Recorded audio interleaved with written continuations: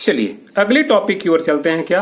व्युत्क्रम अनुपात का नियम या तुल्य अनुपात का नियम। देखिए, इसको समझने के लिए हम उदाहरण लेके चलेंगे। इसमें क्या होती है, 3 तत्वों की आवश्यकता होती है।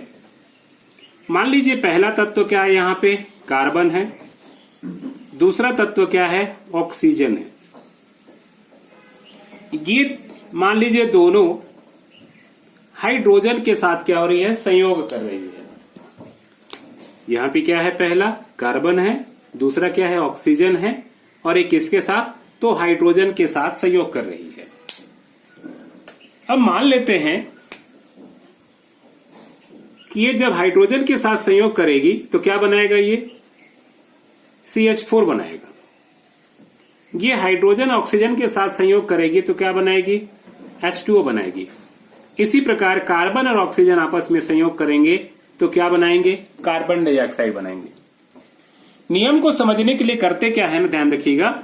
इसका भार अनुपात देखते हैं। देखिए यहां कार्बन का भार कितना होगा, 12। हाइड्रोजन 4 है तो क्या होगा, अनुपात 4। यहां देखा जाए तो हाइड्रोजन का भार कितना होगा, 2। ऑक्सीजन के कितना होता है, 16। अब यहां देखा जाए तो हमने क्या माना, इसको पहला तत्व, ये दूसरा तत्व, और ये क्या है, ये तीसरा तत्व। इस नियम में कहता है ना कि इन दोनों तत्वों का भार अलग अलग भले हो, तीसरे तत्व का भार निश्चित या बराबर होना चाहिए। देखिए इसमें तीसरा तत्व जो हाइड्रोजन है उसका भार 4 है, और इसमें देखिए जो तीसरा तत्व है कौन, हाइड्रोजन, इसका भार 2 है। हम इसको बराबर कर लेते हैं। इसी को लिख सकते हैं क्या, 4:32। दुगना कर दिया, 2 दूना 4, 16 दूना 32। अब जरा हम समझते हैं क्या कहता है नियम। देखिए पहला यौगिक कैसा है, CH4। पहला यौगिक CH4। तो CH4 में हाइड्रोजन कितना है इसको देखेंगे, और दूसरा यौगिक में H2O में, यही है ना, इसमें हाइड्रोजन। सुविधानुसार क्या कर रहे हैं, तीसरे तत्व को पहले ले रहे हैं। देखिए अब यहां देखा जाए तो कितना है, 4 है। ऑक्सीजन का भार कितना है यहाँ पे, अरे कार्बन ना, इसमें कार्बन का भार कितना है, 12 है। अब यहां भी हाइड्रोजन का भार हम क्या ले लिए हैं, 4 ले लिए हैं। ऑक्सीजन का भार कितना है, 32 है। अब यहां अगर देखा जाए तो कार्बन तथा ऑक्सीजन का भारा अनुपात कितना मिल रहा है हमको, 12:32 मिल रहा है। अब जरा विचार करें यहां पे तीसरा किसमें, CO2 में। CO2 में देखे भारा अनुपात तो कितना होगा यहाँ पे, 12:32। यानी यहां जो है कार्बन कितना है, 12 है, ऑक्सीजन कितना है, 32 है। इसका भी भारा अनुपात जो है इन दोनों का यहाँ पे वो कितना मिल रहा है, जितना वहां मिल रहा है, 12:32। अभी तक आपको यह अनुपात चल रहा है। अब परिभाषा या नियम क्या कहता है कि आप समझ लीजिए, इसी उदाहरण से समझिए। ये नियम ये कहता है कि जब 2 अलग अलग तत्व, इसी में पूरा सारा छिपा हुआ है। अनुपात बताने का, इतना उदाहरण बताने का मतलब यही था कि क्या करें, आप इसको पूरी तरह से समझ लें। दोस्तों मैं बोलना चाहूंगा कि अगर आप लोगों में से कोई अभी तक चैनल सब्सक्राइब नहीं किए होंगे तो प्लीज सब्सक्राइब जरूर कर लेंगे, ठीक है। और अगर जो नए दोस्त होंगे उनको लिंक जरूर शेयर करेंगे, उनको भी सब्सक्राइब के लिए प्रेरित करेंगे। जरा समझिए ये नियम क्या कहता है कि अगर 2 अलग अलग तत्व किसी तीसरे तत्व के निश्चित द्रव्यमान या बराबर द्रव्यमान, किसी तीसरे तत्व के निश्चित भार, देखिए यहां भी भार इसका 4 है, यहां भी अब भार क्या है, इसका 4 है, दोनों में क्या है, बराबर है। तो जब 2 अलग अलग तत्व किसी तीसरे तत्व के निश्चित भार के साथ संयोग करती है तो बने यौगिकों में ये प्रथम दोनों तत्वों का भारा अनुपात, ये प्रथम दोनों तत्वों का भारा अनुपात, किसकी बात कर रहे हैं हम, इसकी बात कर रहे हैं। ये इसमें प्रथम तत्व ये है, इसमें क्या है, द्वितीय तत्व ये है ना। तो बने यौगिक में इन दोनों प्रथम तत्वों का भारा अनुपात या तो वही होता है जिस अनुपात में ये दोनों आपस में संयोग करते हैं, या तो वही होता है जिस अनुपात में आपस में संयोग करते हैं, अथवा इसका सरल गुणांक भी हो सकता है। यहां गौर से देखिए कि कार्बन ऑक्सीजन जब हाइड्रोजन की बराबर मात्रा के साथ संयोग कर रही है तो CH4 और H2O में जो है कार्बन और ऑक्सीजन का भार अनुपात कितना मिल रहा है? 12:32 मिल रहा है। और ये दोनों भी जब आपस में संयोग कर रहे हैं तो भारा अनुपात कितना मिल रहा है? 12:32 ही मिल रहा है। यही है व्युत्क्रम अनुपात का नियम या तुल्य अनुपात का नियम। एक चीज और ध्यान रखिएगा यहाँ पे, जैसे ये दोनों आपस में 12:32 संयोग कर रहे हैं, किसी यौगिक में ऐसा ही मिल सकता है कि ये 12 के जगह 12 मिले, 32 के जगह 64 मिले, सरल गुणांक 32 दूना 64, या फिर हो सकता है यहाँ पे 16 मिले, यानी 16 दूना 32, यानी क्या होगा? 16 दूना 32, 16 × 48, 16 × 64। इस प्रकार क्या है, सरल गुणांक में हमको देखने को मिल सकता है। यही कहता है क्या? व्युत्क्रम अनुपात का नियम या तुल्य अनुपात का नियम। क्या होगा? मैं फिर से परिभाषा बोल दे रहा हूं कि जब दो अलग अलग तत्व किसी तीसरे तत्व के निश्चित भार के साथ संयोग करती हैं तो बने यौगिक में इन दोनों प्रथम तत्वों का भारा अनुपात या तो वही होता है जिस अनुपात में आपस में संयोग करते हैं अथवा इसका सरल गुणांक होता है। उदाहरण के रूप में क्या कर सकते हैं, हम इसको लेकर चल सकते हैं और लास्ट में क्या होगा, इसको बनाने के बाद हम क्या लिख सकते हैं? लिख सकते हैं, कैसे लिखेंगे? देखिए, इसको लिखने का तरीका यह है कि उपरोक्त आंकड़ों से स्पष्ट है कि, हम यहां पुनः आंकड़े से कर सकते हैं ना, उपरोक्त आंकड़ों से क्या है, स्पष्ट है कि, इस प्रकार चित्र बना करके उदाहरण दे देंगे। कार्बन तथा ऑक्सीजन की क्या है? भिन्न भिन्न मात्रा, दोनों की अलग अलग मात्रा ना, भिन्न भिन्न मात्रा किसके साथ? हाइड्रोजन के निश्चित मात्रा के साथ क्या कर रही है? संयोग कर रही है। तो CH4 और H2O में कार्बन व ऑक्सीजन का क्या है? भारा अनुपात कितना मिल रहा है? 12:32 मिल रहा है या प्राप्त हो रहा है, जो इनसे मिलकर बने यौगिक, मतलब कार्बन और ऑक्सीजन से मिलकर, इनसे मिलकर बने यौगिक CO2 में क्या है? 12:32 के बराबर है। अतः क्या लिखेंगे हम यहां पे? व्युत्क्रम अनुपात नियम की क्या होती है? पुष्टि होती है। यही है क्या? व्युत्क्रम अनुपात का नियम। यह है दोस्तों व्युत्क्रम अनुपात का नियम या तुल्य अनुपात के नियम की कैसी परिभाषा। आप इसे क्या कर सकते हैं? देख सकते हैं, नोट कर सकते हैं। यही था क्या? व्युत्क्रम अनुपात का नियम या तुल्य अनुपात का नियम। चलिए दोस्तों, एक आंकिक प्रश्न की ओर चलते हैं। इसका न्यूमेरिकल या आंकिक प्रश्न कैसे बनेगा? ये रहा आपके सामने प्रश्न। सिद्ध कीजिए कि निम्नलिखित आंकड़ों से तुल्य अनुपात नियम की पुष्टि होती है। देखिए, यहां पे याद रखिएगा, अगर नियम हमको याद नहीं है ना, तो फिर हमको समझ में नहीं आएगा कि हमको करना क्या है। यहां पे एक आंकड़ा दिया हुआ है। यहां पे 3 पदार्थ हैं, मीथेन, कार्बन डाइऑक्साइड और जल। मीथेन में कार्बन 75%, हाइड्रोजन 25% दिया हुआ है। कार्बन डाइऑक्साइड में कार्बन 42.86% और ऑक्सीजन 57.14% दिया है। और जल में देखा जाए तो हाइड्रोजन 11.11% और ऑक्सीजन कितना? 88.89% दिया हुआ है। चलिए, हमको क्या करना है? इन्हीं आंकड़ों से गुणित अनुपात के नियम, तुल्य अनुपात के नियम या व्युत्क्रम अनुपात नियम की क्या करना है? हमको पुष्टि करनी है। चलिए, हम इसको कैसे हल करेंगे तो सबसे पहले समझते हैं।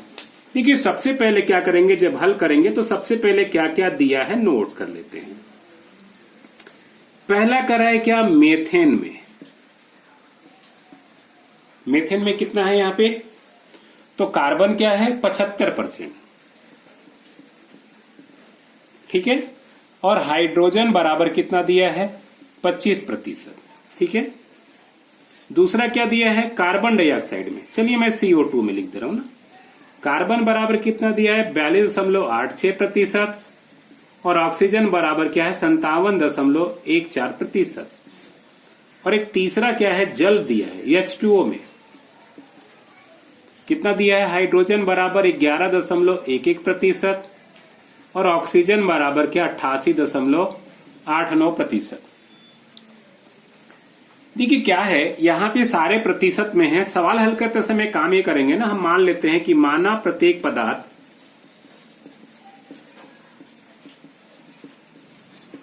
की मात्रा बराबर कितना है, 100 ग्राम है। ग्राम में लेके चलेंगे तो ज्यादा सुविधाजनक होगा, तो हम यहां ले लेते हैं प्रत्येक पदार्थ की मात्रा कितनी, 100 ग्राम। मतलब 100 ग्राम मीथेन है, 100 ग्राम कार्बन डाइऑक्साइड है, और क्या है, 100 ग्राम H2 है।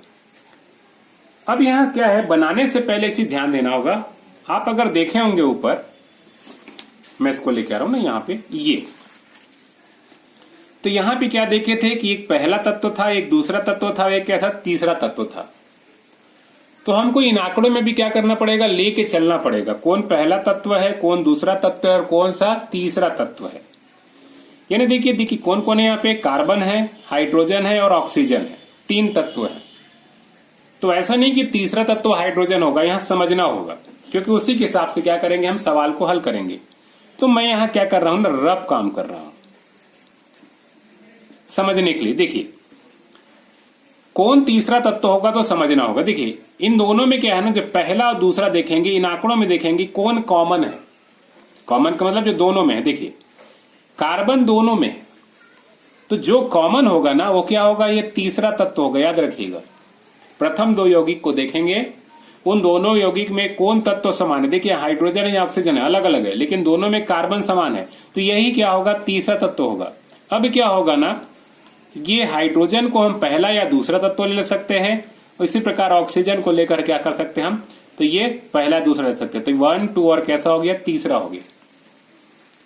अब ये बनाते समय क्या ध्यान देना होगा, समझ लीजिए। हमने क्या किया था, तीसरे तत्व का भार यहां बराबर किया था, तीसरे तत्व का भार बराबर किया था, और जब तीसरे तत्व का भार का बराबर कर लिया तो प्रथम दोनों तत्वों का हमने क्या निकाला, भारानुपात 12:32। तो हमको यहां क्या करना होगा, इन दोनों यौगिकों में कार्बन का भार बराबर करना होगा। मतलब कार्बन का भार यहां देखिए 75% है, यहां कार्बन का भार 42.86% है, यही है ना। तो कुल मिलाकर हमको क्या करना है, दोनों में कार्बन की मात्रा या तो 75% कर लेना है, या 75 ग्राम कर लेना है, या दोनों में कार्बन की मात्रा 42.86% कर लेना है, यही काम करना है। ये काम कर लिए मतलब आपकी सवाल हल हो गई, ठीक है। तो हमें बिल्कुल यहां समझ में आ चुका है कि हमको कुल मिला के करना क्या है, मीथेन और कार्बन डाइऑक्साइड में हमको कार्बन की मात्रा क्या करना है, बिल्कुल बराबर कर लेना है।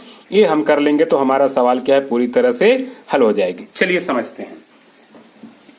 देखिए हमने माना क्या कर लिया है, प्रत्येक पदार्थ की मात्रा 100 ग्राम। अब समझ लेते हैं। देखिए मीथेन में यहाँ कार्बन की मात्रा 75% है, हाइड्रोजन की मात्रा 25% है, ये सही रेशियो दिख रहा है। हम क्या कर रहे हैं ना, CO2 में कार्बन की मात्रा 75% कर लेते हैं, तो ऑटोमेटिक क्या आ जाएगा, ऑक्सीजन की मात्रा आएगा। तो चलते हैं किसमें, हम सीधी सी बात है लेके चलते हैं अब किसमें, CO2 में। बस एक नियम से लगाएंगे, क्या लिखेंगे हम, सीधी सी बात है कि चूंकि 42.86 ग्राम कार्बन, कितने ग्राम से, 57.14 ग्राम है ना, ऑक्सीजन के साथ क्या कर रही है, संयोग कर रही है। इसलिए पहले निकालेंगे क्या हम, 1 ग्राम कार्बन ऑक्सीजन के साथ क्या करेगी, संयोग करेगी, कितने ग्राम से, तो देखिए ये हो जाएगा 57.14 बटे 42.86 ग्राम से। हमको क्या करना है, कार्बन की मात्रा बराबर करना है, मतलब 42 को बदलना है 75% में ना, इसलिए क्या लिखेंगे, 75 ग्राम कार्बन ऑक्सीजन के साथ क्या करेगी, संयोग करेगी। तो बराबर कितना होगा, 75 गुणित 57.14 बटे कितना हो जाएगा, 42.86।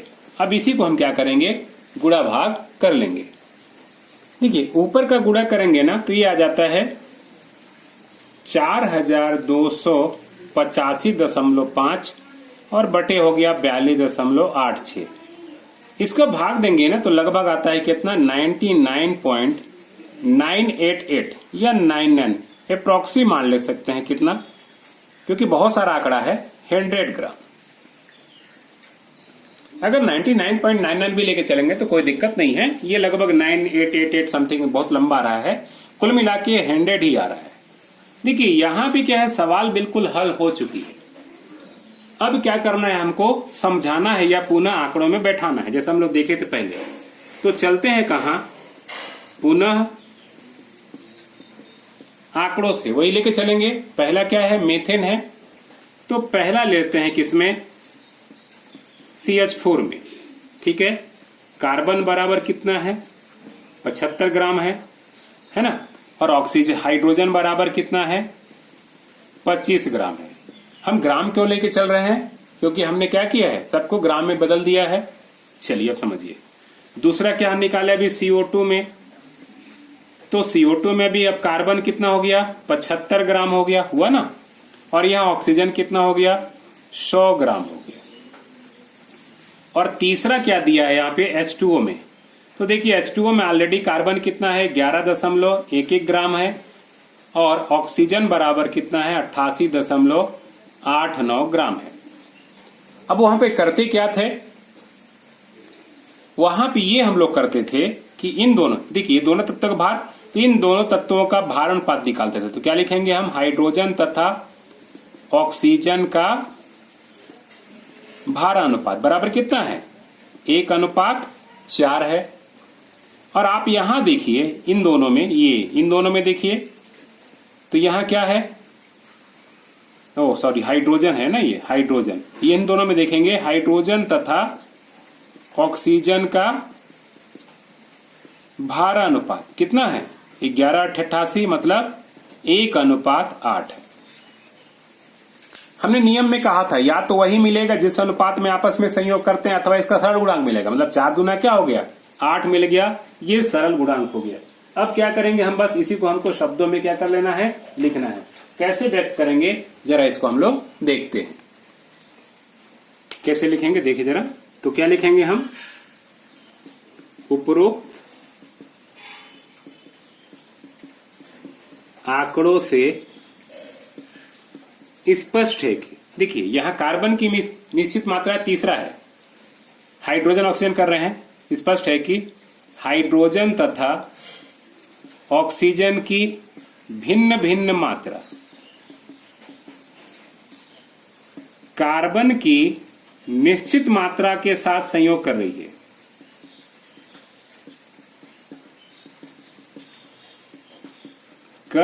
है। तो हाइड्रोजन तथा ऑक्सीजन का भार अनुपात कितना मिल रहा है, 1:4 प्राप्त हो रहा है। अब इन दोनों से क्या लिखेंगे, जो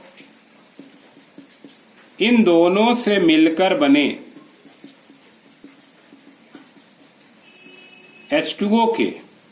H2O में क्या होगा, H तथा ऑक्सीजन के जो भारानुपात है, भारानुपात कितना है, 1:8 का क्या है, सरल गुणांक है। भाई 4 का 8 सरल गुणांक लो, या 8 का 4 सरल गुणांक है। अतः क्या लिख देंगे यहां पे, व्युत्क्रम अनुपात या तुल्य अनुपात नियम की पुष्टि होती है। बस यही था, कैसा, व्युत्क्रम अनुपात का नियम या तुल्य अनुपात का नियम। उम्मीद है दोस्तों व्युत्क्रम अनुपात का नियम या तुल्य अनुपात का नियम क्या है पूरी तरह से समझ में आ चुका होगा। चलिए नए टॉपिक की ओर चलते हैं। चलिए समझते हैं क्या है। अगला है गेल-लुसाक का गैस आयतन संबंधी नियम। अब ये नियम क्या कहता है जरा समझिए। तो एक उदाहरण लेके चलते हैं। ये हाइड्रोजन क्या है, एक गैस है, और Cl2 भी क्या है, यहाँ पे गैस है। ये भी क्या है, गैस है। ये दो जब आपस में संयोग करते हैं ना तो क्या बनाते हैं, हाइड्रोक्लोरिक अम्ल या HCl बनाते हैं। ये भी क्या है, गैस ही है। अब एक दूसरा और एग्जांपल लेते हैं, क्या है, N2 है, ये भी कैसा है, गैस है। H2 भी क्या है, यहां पे गैस है। ये दोनों आपस में क्रिया करते हैं तो क्या बनाते हैं, NH3, जो भी क्या है, ये भी गैस है। बैलेंस करेंगे तो ऐसा हो जाएगा। अब अगर देखा जाए तो इसका क्या है, एक आयतन, इसका भी क्या है, एक आयतन, और इसका क्या है, दो आयतन है। देखिए तीनों गैस है। यहां देखा जाए ना तो कह सकते हैं एक अनुपात एक अनुपात एक अनुपात और दो का क्या है, सरल अनुपात है। तीनों गैस हैं, यहां भी तीनों क्या है, गैस है। यहां क्या इसका है, एक आयतन है, इसका क्या है, तीन आयतन ले रहा है भाग, और इसका दो आयतन बन रहा है। तो हम कह सकते हैं यहां पे एक अनुपात तीन अनुपात दो का क्या है, सरल अनुपात है। तो गैर-लुसाक का आयतन यही कहता नियम कि जब गैसें आपस में संयोग करती हैं, देखिए केवल अभी H2Cl2 की बात हो रहा है, और जब गैसें आपस में संयोग करती हैं तो उनके आयतनों में क्या होता है, एक सरल अनुपात होता है। यहां एक अनुपात एक है ना, आयतन सरल अनुपात होता है। और अगर उनसे मिलकर बना पदार्थ भी क्या है, गैस हो, तो उसका आयतन भी जो होता है भाग लेने वाले पदार्थों के आयतन के ही क्या होता है, सरल अनुपात में होता है। यानी जो गैसें भाग ले रही हो, जो जिस सरल अनुपात में होती हैं, बनने वाला पदार्थ भी अगर गैस है तो उसका आयतन भी क्या होगा, उसी के हिसाब से सरल अनुपात में होगा। यहां भी देखिए, यहां इन दोनों का अनुपात क्या था, एक अनुपात तीन था, और बनने वाला पदार्थ क्या है, दो है। जैसे यहां रेशियो उसी के हिसाब से क्या है, यहां भी अनुपात है। तो मैं फिर से बोल दे रहा हूं, ये नियम कह रहा है कि जब गैसें आपस में संयोग करती हैं तो उनके आयतनों में एक सरल अनुपात होता है। अगर बना पदार्थ भी गैस है, ध्यान रखिएगा, अगर ठोस रहेगा तो इसमें लेके नहीं चलेंगे, केवल दोनों लेके चलेंगे। अगर बना पदार्थ भी गैस है तो उसका आयतन भी भाग लेने वाले पदार्थों के आयतन का क्या होगा, सरल अनुपात में होगा। यही है मुख्य रूप से कैसा, गैर-लुसाक का गैस आयतन संबंधी नियम। उदाहरण के रूप में नियम लिख करके उदाहरण के रूप में क्या कर सकते हैं, हम लिख सकते हैं। इस प्रकार दोस्तों हम क्या कर सकते हैं, इस गैर-लुसाक का परिभाषा लिख सकते हैं, और लास्ट में क्या करेंगे, उदाहरण के रूप में दे सकते हैं और लिख सकते हैं कि उपरोक्त उदाहरण से स्पष्ट है कि जिस अनुपात में गैसें आपस में भाग ले रही हैं, बना पदार्थ का आयतन भी क्या होगा, उसी अनुपात में उपस्थित है। अतः गैर-लुसाक का गैस आयतन संबंधी नियम की क्या होती है, पुष्टि होती है। बस यही था मुख्य रूप से कैसा, गैर-लुसाक का गैस आयतन संबंधी नियम। इसकी न्यूमेरिकल जनरली नहीं आता है। मेन ध्यान रखिएगा, स्थिर अनुपात का नियम और गुणित अनुपात का नियम, ये दो नियमों से क्या है ना, प्रश्न अक्सर आते हैं। व्युत्क्रम अनुपात का नियम जो पढ़ा है ना भी, इससे कभी कभी क्या है, न्यूमेरिकल्स आते हैं। चलिए चलते हैं कहा, नए टॉपिक की ओर। तो अगले टॉपिक है डाल्टन का परमाणु सिद्धांत। देखिए ये जानना जरूरी है तो बहुत सरल ही, सिंपल सिंपल, पर छोटे छोटे बिंदुओं को मैं समझा दे रहा हूं, काफी महत्वपूर्ण है। देखिए डाल्टन जो है, अगर देखा जाए तो लगभग ये सिद्धांत कब 1808 में दिया था। इंग्लैंड के वैज्ञानिक थे, पूरा नाम क्या था इनका, जॉन डाल्टन था। इनका ये कहना था कि प्रत्येक पदार्थ, या जिसको हम लोग क्या कहते हैं, द्रव्य कहते हैं ना, द्रव्य या पदार्थ, ये क्या करता है, छोटे छोटे सरल कणों से मिलकर बना होता है। छोटे छोटे सरल कणों से क्या होता है, मिलकर बना होता है, जिनको हम क्या कहते हैं, परमाणु कहते हैं। सभी को पता है कि तत्व जो होते हैं वो क्या होते हैं, छोटे छोटे परमाणुओं से मिलकर बने होते हैं। तो पहला नियम यही कहता है कि प्रत्येक पदार्थ जो होते हैं छोटे छोटे सरल कणों से मिलकर बना होता है, जिन्हें हम क्या कहते हैं, परमाणु कहते हैं। ये पहला बिंदु कहता है। दूसरा तत्व ये कहता है ना कि जो एक ही तत्व होगा, वैसे आप लोग तत्वों के बारे में जानते होंगे, सुने होंगे, एक ही प्रकार के परमाणुओं से मिलकर बने पदार्थ को हम क्या कहते हैं, तत्व कहते हैं, एलिमेंट्स कहते हैं। बस दूसरा वही कह रहा है, क्या कह रहा है कि एक ही तत्व का जो सभी परमाणु होंगे, एक ही तत्व में जितने भी परमाणु होंगे, सभी परमाणु, उनका क्या होगा, चाहे आकार, चाहे क्या होगा, आयतन, चाहे क्या होगा, भार होगा, ये सभी क्या होंगे, समान होंगे। कोई भी गुण लेंगे, उसका आकार देखेंगे तो बिल्कुल क्या होगा, समान मिलेगा। आकृति भी कह सकते हो, समान मिलेगा। आयतन जो होगा वो भी समान होगा। भार या द्रव्यमान क्या होगा, समान होगा। यानी एक ही तत्व के जितने भी परमाणु होंगे, 10 होंगे, 1000 होंगे, लाख होंगे, सभी परमाणु क्या होंगे, एक जैसे होंगे। ये कहना है क्या डाल्टन का दूसरा बिंदु कहता है। ठीक है। तीसरा बिंदु क्या कहता है कि अगर दो अलग अलग तत्व ले, हम दो अलग अलग तत्व ले, मान लीजिए हाइड्रोजन ले रहे हैं, ऑक्सीजन ले रहे हैं, तो भाई हाइड्रोजन का भार 1 है, ऑक्सीजन का भार कितना है, 16 है। तो निश्चित है कि दोनों का भार क्या हो गया, अलग अलग हो गया। तो तीसरा बिंदु यही कहता है कि अगर 2 या 2 से अधिक अगर हम भिन्न भिन्न तत्व ले रहे हैं ना, तो उनके परमाणु क्या होंगे, अलग अलग होंगे। हाइड्रोजन का अलग होगा, ऑक्सीजन का अलग होगा, नाइट्रोजन का अलग होगा। न तो क्या होंगे, आकार या आकृति में समान होंगे, न उनका आयतन समान होगा, न भार समान होगा, यानी अन्य किसी भी गुण में भी क्या होंगे, समान नहीं होंगे। तो तीसरा बिंदु यह कहता है कि विभिन्न तत्वों के परमाणुओं क्या होते हैं, भिन्न भिन्न प्रकार के होते हैं। आकार, आयतन, द्रव्यमान में क्या होगा, बिल्कुल अलग अलग होते हैं। अब चौथा बिंदु समझते हैं, ये क्या कहता है।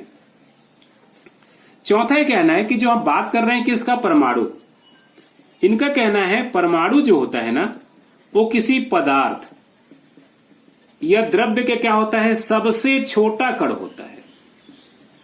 स्मॉल कण है, इसको और छोटे कणों में हम बांट नहीं सकते हैं। समझ पा रहे होंगे। यानी परमाणु जो होता है किसी द्रव्य या पदार्थ का सबसे सरल या छोटा से छोटा कण होता है। हम उसको और छोटे कणों में या टुकड़ों में हम बांट नहीं कह सकते हैं। यही कहता है डाल्टन का कैसा, चौथा सिद्धांत। पांचवा बिंदु जरा समझते हैं। इनका कहना है ना कि एक ही प्रकार के परमाणु अथवा क्या हो सकता है, भिन्न भिन्न प्रकार के परमाणु क्या कर सकते हैं, आपस में संयोग कर यौगिक बनाते हैं। यौगिक अणु कह सकते हैं, अणु बनाते हैं। हालांकि डाल्टन ने इन्हें क्या कहा था, यौगिक परमाणु कहा था। यौगिक न करके यौगिक परमाणु कहा था। बाद में इनको क्या कहा गया, अणु। क्योंकि यौगिक में जनरली क्या होता है, 2 या 2 से अधिक प्रकार के तत्वों की आवश्यकता होगी। अणु तो है, जैसे मान लीजिए ऑक्सीजन है, ये O2 बनाया, O2 को अणु कह सकते हैं, यौगिक नहीं कह सकते ना। इसीलिए क्या है ना, यौगिक परमाणु उन्होंने कहा, बाद में क्या है, उनको अणु नाम दिया गया। इसी प्रकार देखिए नाइट्रोजन में 2 नाइट्रोजन परमाणु भाग ले लिया। लेकिन अगर कार्बन डाइऑक्साइड की बात करें, ये भी अणु है कार्बन डाइऑक्साइड का, इसमें अलग अलग है, कार्बन अलग है, ऑक्सीजन अलग है।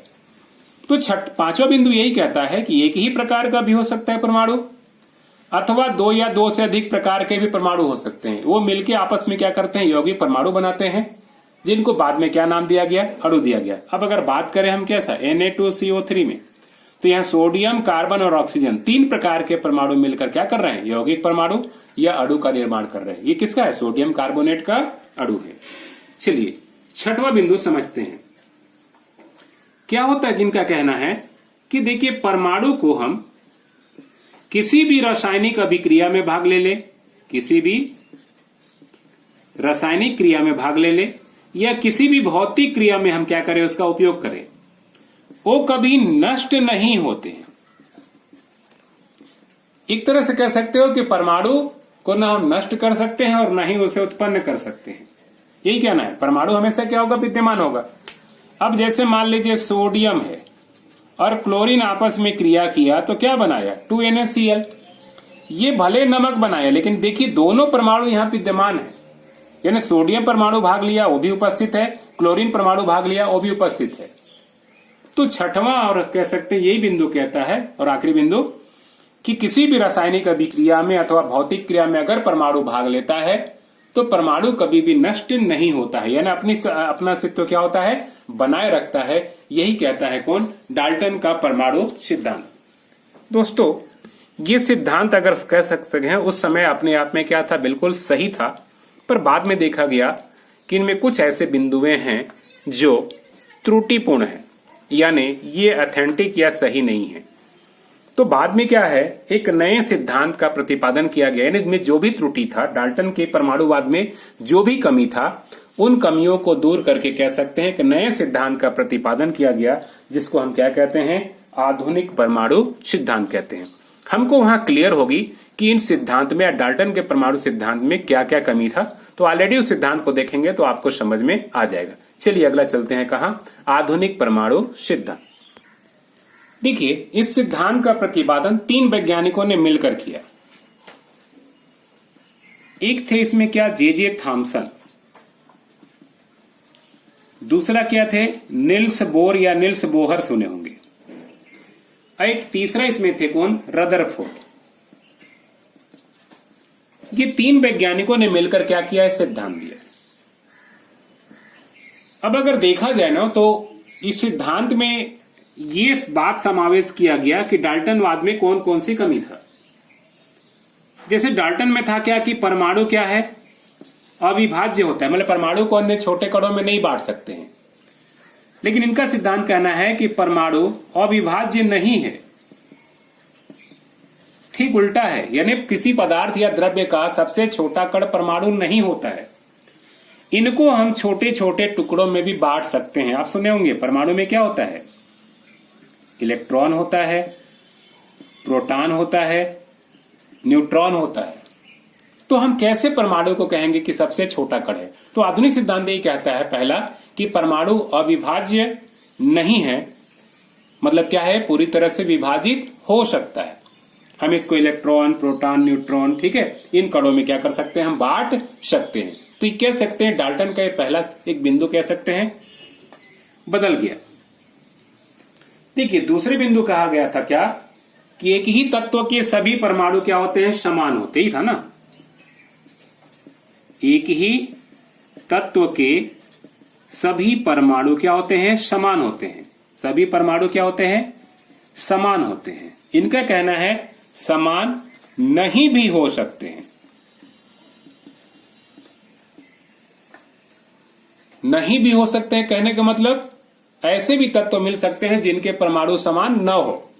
मैक्सिमम का चांस क्या है, समान होंगे, लेकिन आपके एग्जाम्पल में देख सकते हैं कि कुछ ऐसे तत्व भी मिलेंगे आपको जो समान नहीं होंगे। जैसे अनुभव करिए, हाइड्रोजन 1H1, हाइड्रोजन का एक दूसरा रूप होता है 1H2 और एक तीसरा रूप होता है 1H3। कहने का मतलब पहले हाइड्रोजन का एटॉमिक मास या परमाणु भार 1 है, दूसरे का 2 है, तीसरे का 3। सुने होंगे प्रोटियम, ड्यूट्रियम और कैसा, ट्रिटियम। तीनों का भार यहां पे क्या दिखाई दे रहा होगा आपको, अलग अलग दिख रहा है। ये एक दूसरे के आइसोटोप या क्या कहलाते हैं, समस्थानिक कहलाते हैं। तो ये कैसे कह सकते हैं कि एक ही तत्व के सभी परमाणु समान हो सकते हैं? जी ऐसा नहीं, जरूरी नहीं है। ऐसा भी हो सकता है कि आपके एक ही तत्व के क्या है, परमाणु जो है अलग अलग हो सकते हैं। यानी दूसरा पॉइंट भी क्या है, बिल्कुल गलत है। तीसरा वहां कहा गया था क्या कि जो भिन्न भिन्न तत्व हैं, जो अलग अलग तत्व हैं, उनके परमाणु पूरी तरह से अलग अलग होते हैं, कभी भी वो समान नहीं होते हैं। पर ध्यान रखिएगा, यह कहना है कि भिन्न भिन्न तत्व भी क्या हो सकते हैं, समान हो सकते हैं। जनरली इसके अंतर्गत कौन आते हैं, समभारिक आते हैं। समभारिक जिनका भार क्या हो, समान हो। देखते हैं जरा सा। अब कैल्शियम देखे और आर्गन देखे, ध्यान रखिएगा इन दोनों के परमाणु भार क्या होते हैं, 40-40 होते हैं। आइसोटोप एक तरह से ये आइसोबार है ना, ये समभारिक है। दोनों के भार क्या हो गया, बिल्कुल समान हो गया। कैसे कह सकते हैं कि इन दोनों का भार अलग अलग है? ये अलग तत्व है कैल्शियम, ये आर्गन अलग तत्व है, फिर भी इनके भार क्या है, समान है। तो ये कहना कि नहीं अलग अलग तत्वों का सभी गुण क्या होते हैं, अलग अलग होते हैं, ऐसा नहीं है। दो अलग अलग तत्वों के गुण भी क्या हो सकते हैं, समान हो सकते हैं। जैसे इनका भार क्या है, समान है। ये बात अलग है कि आकार आयतन क्या हो सकते हैं, अलग हो सकते हैं, लेकिन कुछ गुण क्या हो सकते हैं, समान हो सकते हैं। चलिए अगले पॉइंट की ओर चलते हैं। एक अगला पॉइंट क्या कहा गया था, परमाणु अविनाशी है। यही था ना, रासायनिक क्रिया में भाग लेता है तो नष्ट होता है। परमाणु क्या है, अविनाशी है। लेकिन ये सिद्धांत कहता है कि परमाणु अविनाशी क्या है, नहीं है, इसका विनाश भी हो सकता है। जनरली क्या है ना, अगर आप रेडियोधर्मी तत्वों में देखें तो क्या होगा, नष्ट हो जाएगा। जैसे समझिए, अगर कार्बन हम 14 को लेके 6, 12, 14 समस्थानिक है, किसका, कार्बन का आइसोटोप है। ये क्या होता है ना, जैसी एक अल्फा कण निकालता है 2 हीलियम 4 अल्फा कण निकालता है, तो ये बदल जाता है किसका, 4 बेरिलियम 10 में। अब आप समझिए कि यहां जो है ना तो कार्बन कहीं दिख रहा होगा, 2 नए तत्व बन गए, बेरिलियम और कैसा, हीलियम। तो कैसे कह सकते हैं कि ये तत्व नष्ट नहीं हो रहा है, ये तत्व नष्ट हुआ, नया तत्व बन गया। तो जनरली रेडियोधर्मी तत्वों में देखा गया है कि क्या होता है, ये जनरली जब अल्फा, बीटा, गामा, है ना, और भी है न्यूट्रॉन, पॉजिट्रॉन, ये सारे कण को जब निकालते हैं ना, तो ये अपना रूप क्या कर देते हैं, पूरी तरह से बदल देते हैं, यानी मूल इसका क्या होता है, नष्ट हो जाता है। तो ऐसा नहीं कह सकते हैं कि परमाणु क्या विनाश नहीं हो सकता है। तो ये कहता है आधुनिक सिद्धांत क्या कि परमाणु क्या है, विनाशी नहीं है, मतलब इसका भी विनाश हो सकता है। इसका 5वां बिंदु कहता है क्या कि जरूरी नहीं कि परमाणु जो होंगे सरल पूर्णांक अनुपात में ही भाग ले। जैसे क्या है, बेंजीन में C6H6 1:1 है ना, C12H है ना, C6, इसको देखें C6H12O6, ग्लूकोज में क्या होगा, 1:2:1 है। लेकिन अगर सुक्रोज ले C12H22O11, ये सरल पूर्णांक अनुपात नहीं है, यह अनुपात कितना है, 12:22:11 है, इसको और छोटे अनुपात में बांट नहीं सकते हैं। तो 5वां बिंदु यही कहता है क्या कि परमाणु हमेशा सरल पूर्णांक अनुपात में भाग नहीं लेते हैं या संयोग नहीं कर सकते हैं, ये सरल अनुपात से अलग भी हो सकते हैं। ये बहुत अच्छा एग्जाम्पल है किसका, सुक्रोज का। तो ये है कैसा, आधुनिक परमाणु सिद्धांत। 6वां और एक आखिरी बिंदु कहता है क्या कि परमाणु जो है, भाई छोटे टुकड़ों में बांट सकते हैं, कह सकते हैं परमाणु जो है पदार्थ का सूक्ष्मतम कण है, छोटा कण है। ये कहना गलत होगा कि और छोटे कणों में नहीं बांट सकते हैं, सूक्ष्मतम कण जरूर है। और ये क्या करता है, रासायनिक क्रियाओं में भाग लेता है, रासायनिक क्रियाओं में भाग लेता है, मतलब सरल कण है और इस सरलता से क्या होता है, किसी भी रासायनिक अभिक्रिया में भाग ले लेता है। यही था मुख्य रूप से कैसा, आधुनिक परमाणु सिद्धांत। उम्मीद है दोस्तों वीडियो पसंद आई होगी, तो जरूर लाइक और शेयर करेंगे, सब्सक्राइब करेंगे, अन्य दोस्तों को भी क्या करेंगे, उपलब्ध कराएंगे, इस उम्मीद के साथ। Okay, thank you.